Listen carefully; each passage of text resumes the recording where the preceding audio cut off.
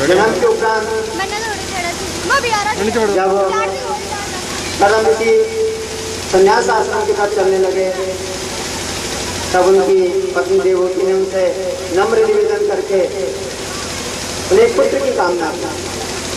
पुत्र की कामना के पश्चात कपिल देव, भगवान कपिल देव का जन्म हुआ। जन्म के उपरांत कर्दम ऋषि फिर जाने लगे। फिर उनकी तपस्वी कर्दम जी से आग्रह करा, प्रभु आप तो जा रहे हैं, लेकिन ये दोनों कन्या हैं, इनका बाहर आप मेरे ऊपर क्यों? इसके बराबर के अधिकारी आप भी हैं, आप इनका कहीं परिवहन संस्कार कर दीजिए, उसके बाद जाइए। कर्दम ऋषि ने सोचा कि देवी आपने ये बहुत आत्मकल्याण की बात कही। ये परम सत्य है, अगर कोई अपने परिवार को अधूरा छोड़ के अगर संन्यास की तरफ जाता है तो घोर अपराध है। कर्दम ऋषि ने समय आने पर सभी कन्याओं के लिए उचित वर ढूंढे। उन्होंने कला नाम की कन्या मारीच ऋषि को करी और सती अनुसुईया की शादी अत्रि मुनि से करी। सती अनुसुईया की बहुत प्रसिद्ध कहानी रही है, अभी आपको सुनाएंगे। अंगरा के पुनकस्त को समर्पित कर दी और गति नाम की कन्या उन्होंने केतु के साथ करके सारे भृगु को ख्याति नाम की वशिष्ठ जी को अरुधात्री समर्पित कर दी। इसी के साथ साथ कर्दम ऋषि ने सभी 9 कन्याओं का परिग्रहण संस्कार करा और उसके पश्चात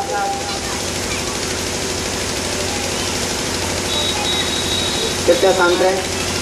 कर्दम ऋषि अपनी तपस्या के और संकल्प के अनुसार देवहूति को छोड़ के वहां से चल दिए। बोलो भक्तवत्सल भगवान की जय। जब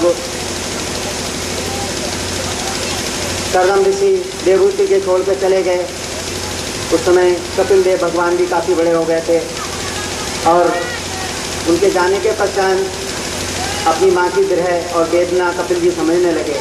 वो रात दिन अपनी पति के वियोग में तड़पने लगी और एक दिन जब भगवान कपिल ने देखा कि मेरी माँ बहुत उदास है, बहुत दुखी मन से बैठी हुई है, तब उन्होंने स्मरण कराया, हे माते तुम्हारा कहाँ ध्यान है?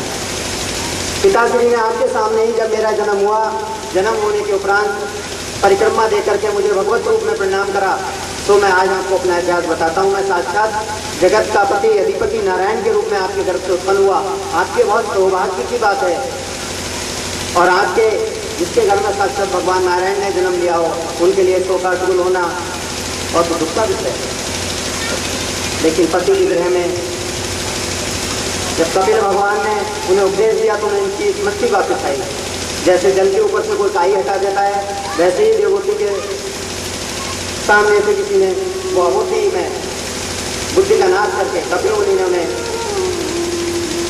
मानव धर्म, कर्म, गृहस्थ आश्रम, संन्यास आश्रम और वर्णाश्रम के सारे नाना प्रकार के विधि विधान बताए। अंत समय में उन्होंने कहा, माते आप क्यों इस हार्ड मास के शरीर के लिए तड़प रही हैं? अगर आपको अति अनूप प्रेम है तो उस तत्व में परमेश्वर को याद करिए और उस तत्व में परमेश्वर में आपको मेरे पिताश्री जो कर्दम ऋषि है साक्षात दिखाई देंगे। उन्होंने कहा, मानव जन्म के लिए कि माँ मैं तुम्हें गोपनीय रहस्य बताता हूँ, वो ये है कि मानव माँ के गर्भ में कितने समय में पूर्ण होता है? जब 5 दिन का समय हो जाता है गर्भ के अंदर बच्चे का, तो एक बुद्धे के समान होता है। जब बच्चा 10 दिन का हो जाता है तो एक बड़े का बराबर हो जाता है। 1 माह के समय जब बीत जाता है तो सर्वप्रथम मानव की सिर का अवतरण होता है। 2 माह में हाथ पैर के अंग उत्पन्न होते हैं और 3 माह में नख, रोम, चर्म और शरीर बनता है। 3 और 4 माह के उपरांत भी उसमें मांसपेशियाँ आ जाती हैं और माता जब 4 महीने को जैसे ही गर्भ के अंदर बच्चा आगे को बढ़ता है, उसी समय उसके अंदर प्राण प्रस्तुत हो जाते हैं। साक्षात भगवान नारायण उसके अपने अंतकरण से अपने दिव्य स्वरूप की और सृष्टि के नियमानुसार उनके अंदर प्राण प्रस्तुत करते हैं। 5वें वर्ष जब 5वां माह लगता है तो बच्चा भूख प्यास से पीड़ित होने लगता है। जो माँ के गर्भ में ही जो माँ भोजन करती है वो ग्रहण करता है। लेकिन उन्होंने एक उपदेश में कहा कि माताओं को चाहिए कि वो निर्मल और सात्विक भोजन करें, क्योंकि जितना ज़्यादा खट्टा मीठा तीखा खाने से गर्भ में शिशु पल रहा है उसके लिए दुख होता है। 6 माह में दिल्ली से लिपट कर वो इधर उधर डोलने लगता है और इसी प्रकार से माता वो 9वें महीने में आकर के उधर से बाहर होता है। लेकिन वहाँ पर बहुत अच्छी बात कही, देवदूत कहा बेटा ये बताइए जब तुम सारी स्थिति जानते हो क्या गर्भ के अंदर शिशु को सब पता रहता है कि मैं किस साल का हूँ, कितने मेरे जन्म हो चुके हैं, अगर ये सच है तो वो बाहर आकर क्यों भूल जाता है। माँ के प्रश्न से कपिल देव ने कहा ये माता परम सत्य है। जब वहाँ पर ना तो उसे हाथ पैर फैलाने की जगह मिलती है और वो शुक्ला हुआ ही रहता है, उस समय हमेशा मन ही मन में श्री नारायण का जाप करता है और कहता है हे परमेश्वर मुझे इस बंद डिब्बे से निकाल के मुझे प्राकृतिक का आनंद दिलाइए। उस समय नाना प्रकार से भगवान को भी, लेकिन जिस समय उसका जन्म होता है और जो पीड़ा होती है उस पीड़ा से वो अंतकरण के सारे उस दुख से वो भूल जाता है और नाली में कीड़े के समान गिर जाते नहीं लगता है। उसके बाद वो अबोध तो छोटा होता है और रोने धोने में वो अपनी सारी स्मृति हो बैठता है। बोलो भक्तवत्सल भगवान की जय, महाराज की जय। उन्होंने कहा माँ आपको ये बात याद होनी चाहिए कि आप एक योग्य तपस्वी कर्मनिष्ठ की पत्नी है, उसके साक्षात आपके अंतकरण आपके सामने जो खड़ा है साक्षात नारायण अंतर्तार में अपने हुआ है जो आपकी तपस्याओं को उसके अनुकूल रह करके आपको ये मोह त्याग देना चाहिए और साक्षात भगवान के हृदय में अपनी जगह बनाने के लिए नाना प्रकार के यत्न करने चाहिए। बोलो कपिल देव महाराज की आज के पुत्र कैसे कहा है, वो मोक्ष प्राप्ति के लिए कह रहे हैं। कितना अच्छा तुम उपाय बता रहे हैं। माता से कहा कि आपको अष्टांग योग करना चाहिए। सर्वप्रथम आपको अल्पाहारी होना चाहिए। अल्पाहारी होने के पश्चात आपको सारी इंद्रियां अपने वश में करने के पश्चात अपने ध्यान में प्राणों को यहाँ स्थापित करके आपको अपने परमात्मा का चिंतन करना चाहिए। इस प्रकार को उपदेश पाकर देवहूति कपिल देव से प्रार्थना पा करके और आनंद में रस में कीर्तन का उपयोग करते हुए वहाँ से श्री नारायण का ध्यान करने लगते हैं। बोलो भक्तवत्सल भगवान की। और कपिल देव मुनि भक्त अपने भक्तों को धार करने के वहाँ से प्रस्थान कर जाते हैं। बोलो भक्तवत्सल भगवान की, वृंदावन बिहारी लाल की जय। जय श्री राधे, जय जय श्री राधे, जय जय श्री राधे। कर्दम ऋषि और देवहूति के जो तीसरे नंबर की कन्या थी अनसुईया का पारिग्रहण संस्कार अत्रि मुनि के साथ करा गया। जैसे पारिवारिक और पैतृक रूप से तपस्वी जीवन है, क्योंकि कर्दम ऋषि और देवहूति दोनों तपस्वी थे, इसलिए उनके संतान भी तपस्वी है। सती अनसुईया के विषय में आपने बहुत सुना होगा, जिन्होंने अपने तप के बल पर किसी और की नहीं अपनी पति परमेश्वर की साधना करके, उनका तो एक ही मंत्र था ओम पति परमेश्वराय नमः, ओम पति परमेश्वराय। जब आदमी लेट जाया करते थे काफी समय तक अनसुईया वंदन करते थे। प्रातः उनके उठने से पहले उनके स्नान आदि का इंतजाम करती थी। काफी सेवा सत्कार से भगवान प्रसन्न थे। आइए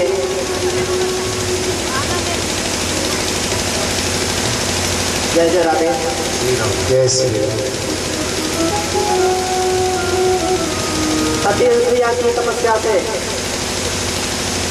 तीनों लोगों में उनकी तपस्या की सुगंध फैलने लगी। जैसे कि पुष्प की सुगंध फैलती है, वैसे ही अनुसुईया की तपस्या की सुगंध ब्रह्मांड में गूंजने लगी और देवी देवता भी उनकी प्रशंसा करने लगे। लेकिन ये बात जो देवियों से परे थे।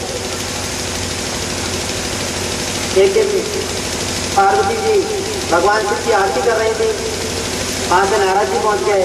नारायण नारायण। नहीं देवी आप ये क्या कर रही हैं? तो पार्वती जी ने उनसे कहा मैं पति पूजा कर रही हूँ। उन्हें देवी धन्य हो धन्य हो। बोले आपसे भी कोई श्रेष्ठ है पति पूजा करने में, पति की सेवा करने में?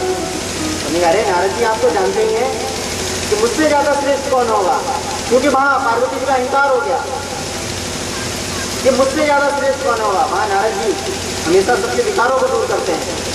उन्हें देवी जी आप बुरा ना माने तो मृत्यु लोक पर ही सती अनुसुईया के नाम से प्रसिद्ध अत्रि मुनि की पत्नी आज से अत्यंत अधिक तपस्या कर रही है। आप ये भूल रही हैं उनकी तपस्या का प्रताप संपूर्ण ब्रह्मांड में फैल चुका है। उनकी ऐसे कैसे हो सकता है? उन्हीं ना हो तो आप परीक्षा करके देखिए। माताओं के अंदर कमी भी है और खूबी है। थोड़ी प्रसन्नता से बहुत खुश हो जाती है और थोड़ी बुराई से रुष्ट हो जाती है। अपनी प्रसन्नता ना पाकर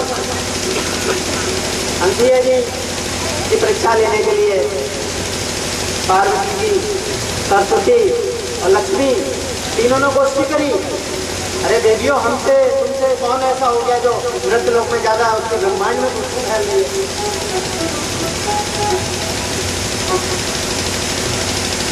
ये सुनकर तीनों देवी जाकर के अपने अपने पति देव को लेकर के अपने पति परमेश्वर भोलेनाथ, विष्णु भगवान और ब्रह्मा जी तीनों पहुंच गए। और तीनों देवियां जाकर के उन्होंने कहा आपको एक साधु का वेश बनाया, हम साधु का वेश बनाते हैं। जाकर के अलग जगह दिया, अलग निरंजन। लेकिन उस समय सती अनुसुईया अपने पति के चरण दबा रही। अत्रि मुनि ने गहरी नींद में, लेकिन दोनों तरफ धर्म था। एक तरफ धर्म था कि कोई साधु बिना भिक्षा लिए न जाए, और दूसरी तरफ धर्म था कि पति सेवा न टूट जाए।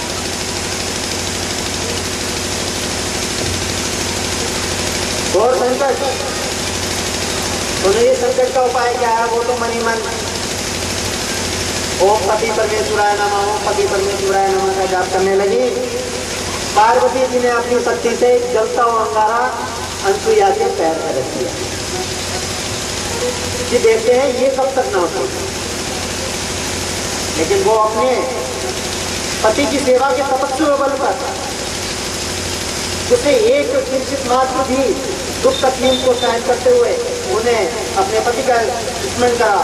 ओम पति परमेश्वराय नमः स्मरण करते के साथ ही वो जलता हुआ अंगार भगवान शिव के पैर पर जाके रखा। बोलो भगवान चलो भगवान की जय। भोलेनाथ पार्वती को देखकर मुस्कुराए। पार्वती जी रोज हुई। इतने में अत्रि मुनि जाके उनकी देवी क्या, उन्हें फिर वो कुछ साधु आए हैं और आपकी नींद में खलल हुआ, इसलिए मैं क्षमा मांगती हूँ। अरे बोली देवी हमारी सेवा तो ज्यादा अतिथि सत्कार, आपने साधु को कुछ करिए। वहां जाके अत्रि मुनि ने उन्हें आज्ञा दी, तब उठ करके उन्होंने भिक्षा लेने आने के दोनों को दिया। लेकिन तीनों देवियां चिढ़ गई कि अरे ये तो बड़ी तपस्या है, इसकी तपस्या के बल से वो जलता हुआ अंगार भगवान शिव के पैर में। उसके बाद में जब कैलाश पर्वत पर पहुंच गई तो उन्होंने भगवान शिव के जो गले में नागराज रहते हैं उन्हें गोपनीय तरीके से बुलाया और धीरे से कान में पूछा और नाग महाराज को छोड़ दिया। रास्ते में जब नागराज जी जा रहे थे तो नारद जी उधर से गुजर रहे, नारायण नारायण। उन्हें कहा उधर चले, उन्हें की पार्वती जी ने मना कर दिया। उन्हें कह दिया बताने योग्य बात नहीं है। उन्हें की मैं तो नाराज हूँ। मुझसे क्या छुपाओगे? हमने हमने 1 मिनट में आंखें बंद करी, तुम तो बहुत अनिष्ट करने जा रहे हो, जाओ तुम्हारा तो भगवान भला है। उधर अत्रि मुनि की सेवा में मैया जी बैठी हुई थी और अत्रि मुनि भगवान शिव की आराधना कर रहे थे, अखंड समाधि में लीन थे और वो हाथ जोड़े खड़ी थी। तब प्रभु मेरे हाथ खोले, तब मैं उनको रुद्राभिषेक का सामान समर्पित करूँ, क्योंकि अत्रि मुनि भगवान शिव के उपासक थे और वो प्रतिदिन रुद्राभिषेक करते थे। सावन मास में रुद्राभिषेक का बहुत बड़ा महत्व है, जिसके घर में पितृदोष हो जाए, बुरे बुरे सपने दिखाई देने लगे, घर में बरकत होनी कम हो जाए, कलह रहने लगे, मन दुखी रहने लगे, भूख ज्यादा लगने लगे, तो समझ लो पितृदोष आ गया। पितृदोष आने से ही घर में कलेश रहता है, घर से बरकत चली जाती है। तो उस समय पर हर समय त्रियोदशी, हर मास की त्रियोदशी को किसी योग ब्राह्मण के द्वारा भगवान शिव का रुद्राभिषेक कराने से पितृदोष शांत हो जाता है। पितृ कौन है? इंसान इस मानव से प्रेम करने वाली आत्माएं और उससे दुश्मनी रखने वाली आत्माएं दोनों साथ रहती हैं। जहाँ मानव जाता है वहीं उसकी परछाई जाती है, क्योंकि आसक्ति ही पतन का कारण है। पितृ कौन बनते हैं? जो हमारे पूर्वज हमारी याद में अपना शरीर पूरा कर गए हों, वो पितृ बनते हैं और हमारे घर में रहते हैं। इसे पितृ दोष को, वास्तु दोष को, ग्रह दोष को शांत करने के लिए हमारे यहाँ पर प्राचीन सनातन धर्म की पद्धति में यज्ञ की परंपरा थी। प्रत्येक भाई बंधु माता बहन सुबह को उठ करके संध्या उपासना करने के बाद यज्ञों के द्वारा देवताओं को प्रसन्न करते। गीता में कहा है भगवान कृष्ण ने, ये है अर्जुन, तुम यज्ञ के द्वारा देवताओं को प्रसन्न करो। देवता तुम्हें जल, वायु, अग्नि, फसल आदि सब समय पर देंगे और तुम्हारी उन्नति होगी। लेकिन आज हम सब बंद करते हैं, हमारी आश्रम पद्धति बिगड़ चुकी है, इसीलिए हम दुख भोग रहे हैं।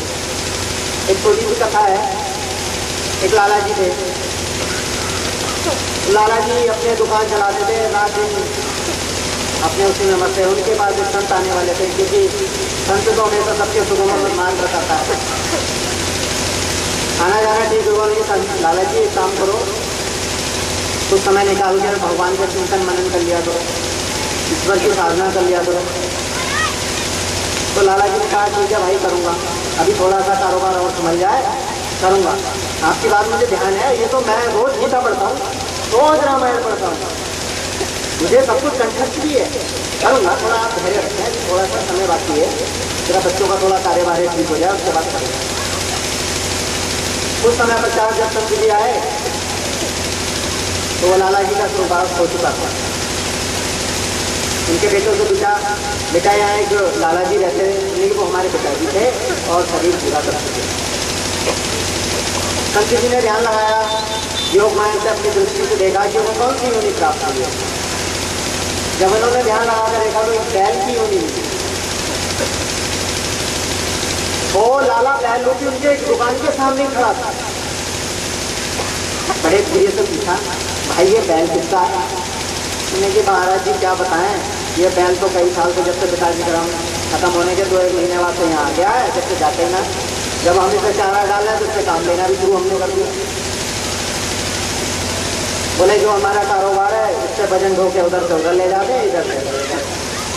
महाराज जी गए धीरे से, उन्हें लाला जी परिणाम साधु करते हमने, हाँ महाराज जी बढ़िया है आनंद भाई, नहीं अब तो तुम्हें बैल की होनी मिल गई, अब तो कुछ भगवान का भजन कर लो।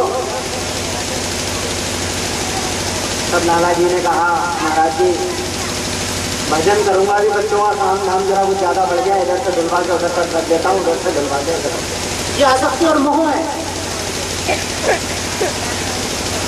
ठीक है, उन्हें कि भाई जब भगवान तुम्हें पर दुखी रहे, इतना कहकर चले गए। कुछ साल के पश्चात फिर आए, संत जी ने कहा बेटा यहाँ पर जो बैल था वो कहाँ गया? नहीं महाराज जी आपके जाने को कुछ दिन पश्चात उसकी मृत्यु हो गई। संत जी ने फिर ध्यान लगाया, उन्हें देखो कौन सी योनि मिली है। ध्यान लगाया, देखा तो फिर वही चिंते की योनि थे, वो भी उनके दुकान के सामने खड़े थे।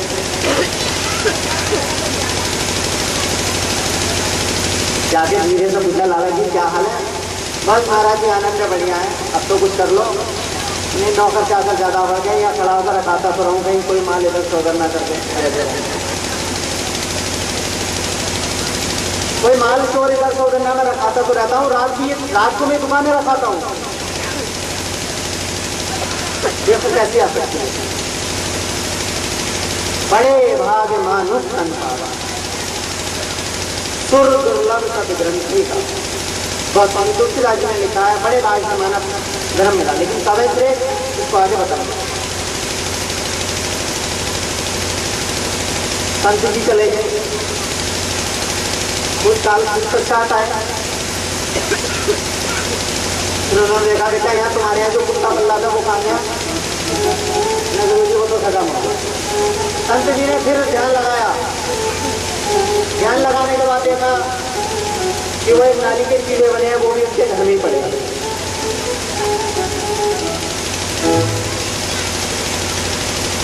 जाकर के नाली में से वो कीड़ा उठा करके बोले, संत जी लाला जी अब तो भगवान का भजन कर लो, अब तो आप घोर नरक में आ गए। महाराज जी आप इसे नरक कहते हैं? मैं ये देख रहा हूँ इनके घर में नौकर कितना माल नाली में बाहर है। ये आसक्ति, हमसे प्रेम करने वाली आत्माएं, हमसे मोह करने वाली आत्माओं को कभी विसर्जन नहीं होता, कभी उन्हें योनि नहीं मिलती। वो नाना प्रकार की योनि वो करके हमारे आसपास घूमते रहते हैं। जो पशु, जो पक्षी, जो जीव, जो जंतु अगर आपसे स्नेह कर रहा है तो वो भी कोई आपका पूर्वज होगा, ये परम निश्चित है। तो इसलिए पितरों के नाम के निमित्त गौ को देने का विधान था, 2 रोटी मीठा, लेकिन आज वो भी बन गया। गौ को देने से भी पितृ को शांति था। इसलिए सावन मास में फिर 13 के दिन, त्रियोदशी के दिन जो रुद्राभिषेक करता है उसे पितृदोष से मुक्ति मिलती है। आइए चलते हैं भगवान की कथा की ओर। तो नारद जी ने मन में जाना कि नागराज हमारा कल्याण हो। उधर अत्रि मुनि भगवान शिव की आराधना में बैठे हुए थे और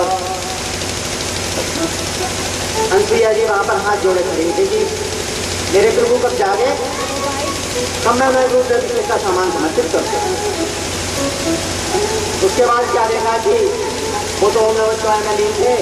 उधर पार्वती जी ने जो कान में बुदबुदाया था वो क्या था कि तुम चुपके से जाओ और अत्रि मुनि को डस लो और उन्हें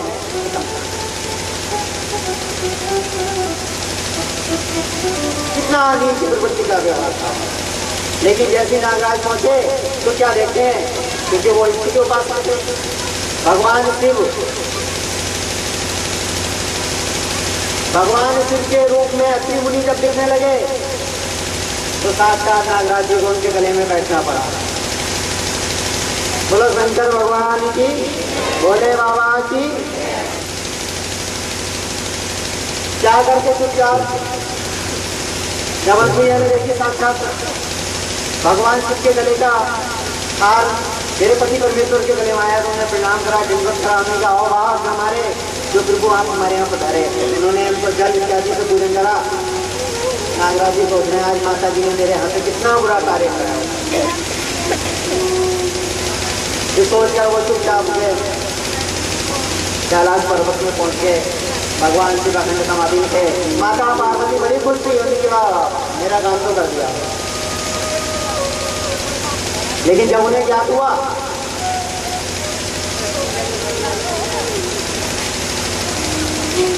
ये ज्ञात हुआ कि तुम्हारा यहाँ पर हार हुई है, नागराज जी बिना डसे हुए वापस आए, तो क्रोध में और जागृत हो गए।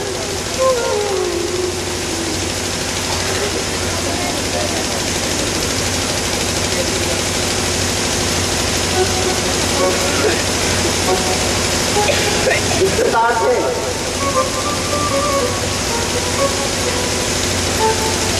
अपनी हार देख करके तीनों देवियां गिर गई। लक्ष्मी जी, पार्वती जी और सरस्वती जी ने कहा कि कुछ ऐसा करो जिससे इसकी हार हो। उधर बद्री विशाल पर्वत पर यज्ञ का आयोजन था। अत्रि मुनि जी को वहां पर सम्मान सहित यज्ञ के लिए निमंत्रित था और अत्रि मुनि वहां यज्ञ में चले गए। उसके बाद तीनों देवियों ने अपने अपने पति को राजी करा। उनकी आप कैसी करें, कुछ भी करें, उसकी तपस्या को विध्वंस करें। तीनों देवियों की जिद पर ब्रह्मा विष्णु महेश ने साधु का भेष बनाया और जाकर के अत्रि मुनि के आश्रम में पहुंचे। सती अनुसुईया ने उनका आदर सत्कार करा, धन्यवाद सेवा बताई है। उन्हें क्या हमें भूख लगी है, हमें भोजन करना है। उन्हें क्या प्रभु अभी हम आपके लिए भोजन तैयार करते हैं। लेकिन उन तीनों ब्रह्मा विष्णु स्वरूप जिसमें भगवान अपनी पत्नियों के कहने पर तो सती से बोले कि हम भोजन तो करेंगे लेकिन आप नंग अवस्था में अगर हमें कराओ।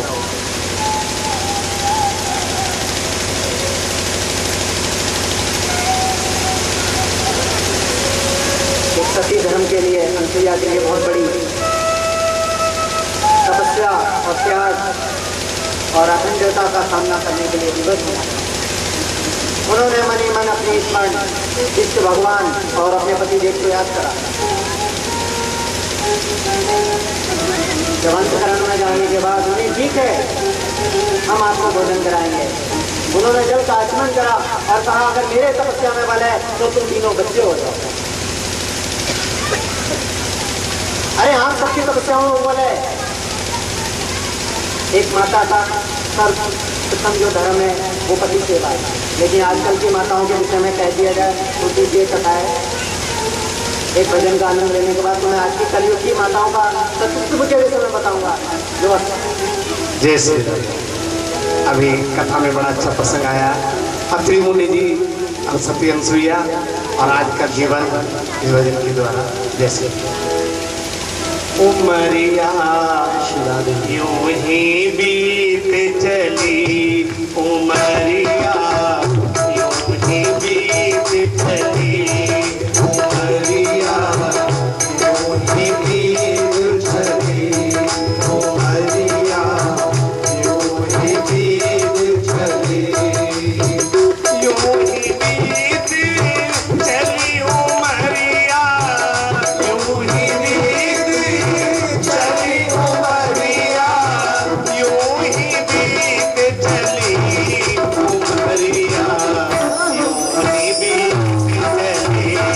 उमरिया, यूं ही बीत चली।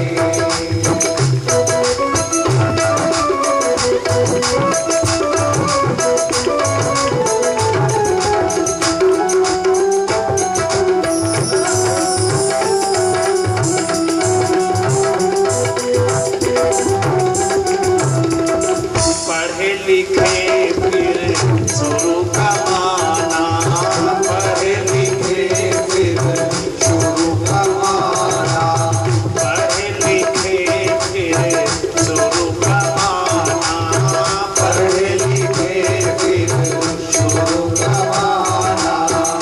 मन में चिंताएं थी नाना, मन में चिंताएं थी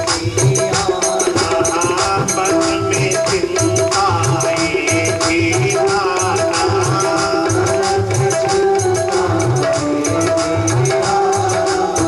सोचते रहे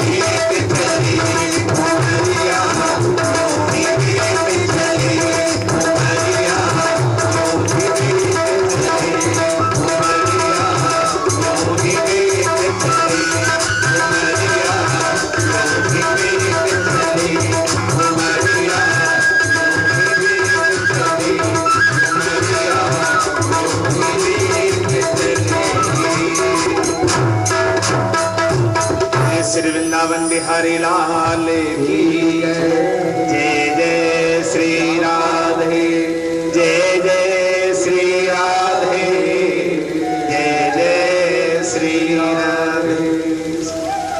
एक तपस्वी ने अपने तपस्या के बल से ब्रह्मा विष्णु महेश तीनों को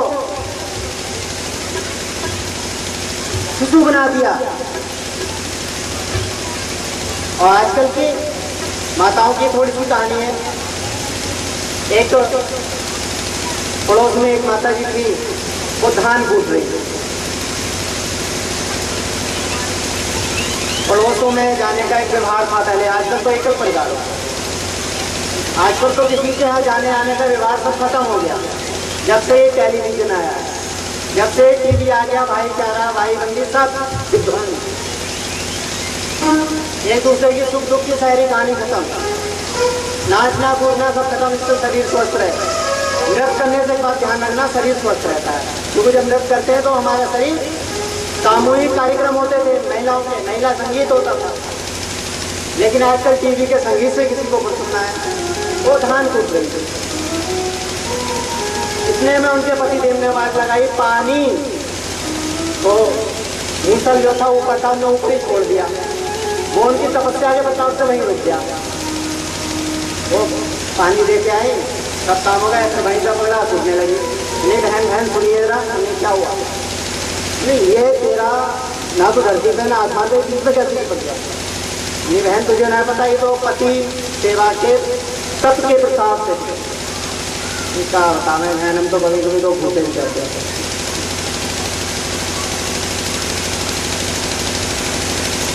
लेकिन हाँ बोले हमारा भी बच जाएगा, तुम भी सेवा करो। वो घर पहुंच गई, उनके पति देव आए, उन्हें बात सुनो, उन्हें यहाँ कोई प्रलय है, देवी जी बताइए। उन्हें यहाँ बैठो, बैठ गए। कपड़े निकालो, चलो बैठिए, हम पानी चलाएंगे, तुम नहाओ। भगवान आज क्या कृपा है, आज कौन सी लीला हो गई। नल पे पहुंच गए, वो पीछे से मालिश करने लगी शरीर की, और पीछे देखते रहे कि डंडा ना मार दें।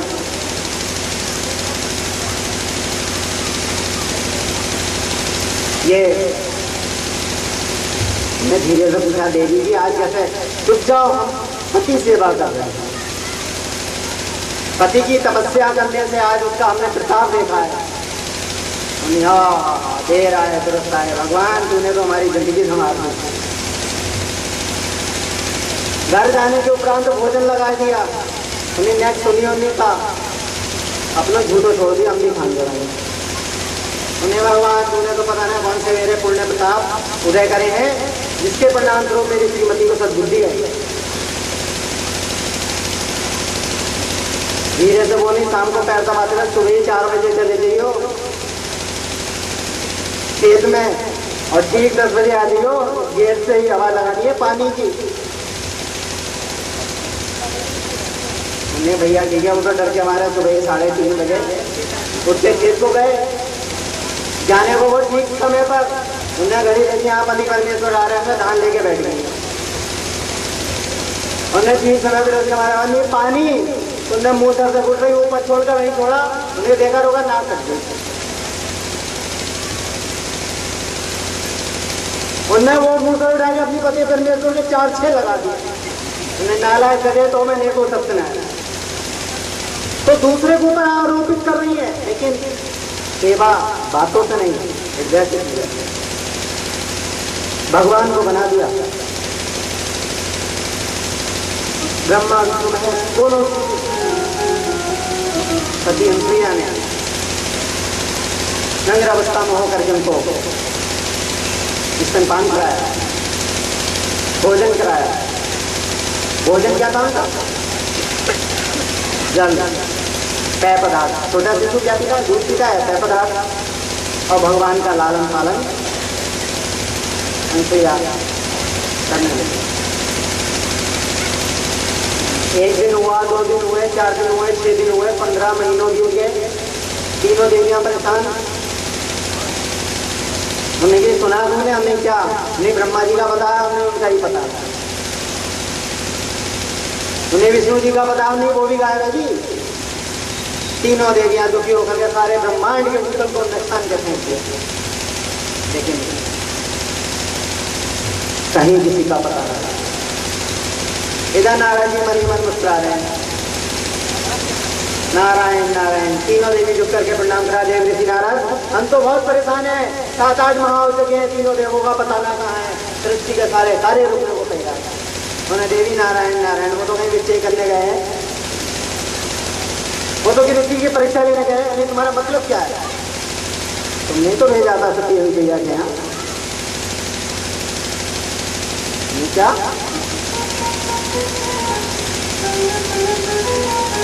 स्मरण आया? जाकर के पूछा उन्होंने तीनों देवियों ने, साथी तुमने क्या हमारे पति देखे? तुमने कि मैं आपके पति को जानती भी ना हूं, तुम्हारे पति कहाँ है? तुम्हारे पति कहीं हो तो ढूंढ लो। भगवान तीनों वहां पर बच्चे के रूप में पड़े हुए मुस्कुरा रहे हैं, कह रहे देवियों तुम्हारा कल्याण हो, तुम्हारा भला हो। तो हम तो बच्चे बने पड़े, वो इधर देख उधर देख, चारों तरफ देखने को कान हर के थके बोली कि देवी हमसे क्षमा करो, हमसे भूल हो गई। मम्मी अरे अरे अरे आप ऐसा क्या कर रहे हैं? सती अनुसुईया को पता ना था कि साक्षात भगवान नारायण ब्रह्मा विष्णु महेश हैं। उन्हीं हम तीनों देवियां हैं, हमारे तीनों पति कहाँ हैं ये बताए? तुम्हारे यहाँ आए थे? उन्हीं मेरे यहाँ तो 3 साल हुआ आए थे बस। उन्होंने मुझसे ऐसे कहा, मैंने ये बच्चे बना के डाल रखे हैं, अगर तुम्हारे पति हो तो ढूंढ लो, ले लो। अब तीनों भगवान तुम देवियों को देख करके हंसने लगे, लेकिन कौन से ब्रह्मा जी, कौन से विष्णु जी, कौन से क्या, ये किसी को कुछ ना पता। भगवान ने अंतकरण में बैठ करके कहा, उधर नारद जी ने उपदेश करा कि देवी तपस्या के बल पर सब कुछ। उसके बाद तीनों देव प्रकट हुए, लेकिन तीनों देवों के रूप में जो प्रकट हुए वो भगवान दत्तात्रेय। सती अनुसुईया से जो 24 गुरुओं की कहानी है, संन्यास के जीवन का जो विशेष आचरण करा वो भगवान दत्तात्रेय ने करा। उसके बाद तीनों अद्भुत हो गए, अपने अपने रूप में आ गए। भगवान को जब अपने रूप में देख करके अनुसुईया समझ गई, अरे ये तो क्या हुआ? तो तीनों देवों ने उन्हें माँ कह के प्रणाम किया। हे अनुसुईया तुम हमारी माँ हो और हम तीनों देवी तुम्हारे यहाँ अवतार रहेंगे। ऐसा अद्भुत प्रदान लेकर के भगवान चले गए। बोलो भक्तवत्सल भगवान की जय। उसके तत्पश्चात अत्रि मुनि और अनुसुईया से भगवान दत्तात्रेय और दुर्वासा ऋषि, जिसका वृत्तांत अभी आगे चल के कृष्ण लीलाओं में आएगा, और चंद्रमा, तो तीनों को अपहरण सिद्धि सती। अगर ऐसा नहीं है पहले था, आज भी अगर आत्मबल सक्षम है तो पूर्ण दृष्टि डालने वाला हमारी माँ बहन पर जल के भस्म हो जाएगा, अंधा हो जाएगा, नेत्रहीन हो जाएगा, अगर अपने अंदर सतीत्व है तब। और सतीत्व नहीं है कुछ नहीं होगा। बोलो श्री वृंदावन बिहारी लाल की जय। भगवान सुखदेव मुनि ने राजा परीक्षित को जब ये प्रसंग सुनाया तो राजा परीक्षित बोले, सुखदेव मुनि जी इसमें कुछ संशय है। बोले कि मुझे कुछ कि भगवान तीनों ये मुझे कुछ फिर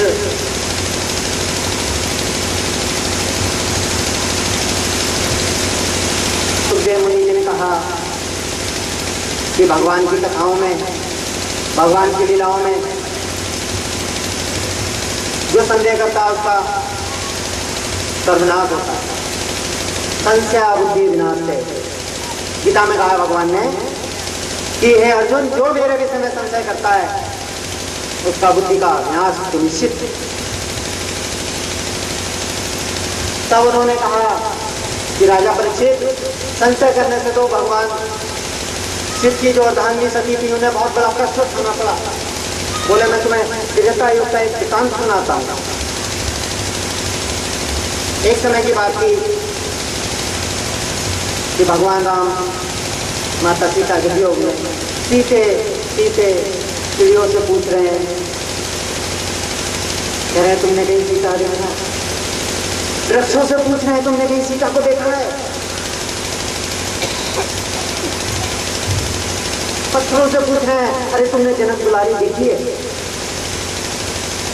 अरे अगर किसी ने देखी हो तो मुझे जनक दुलारी है।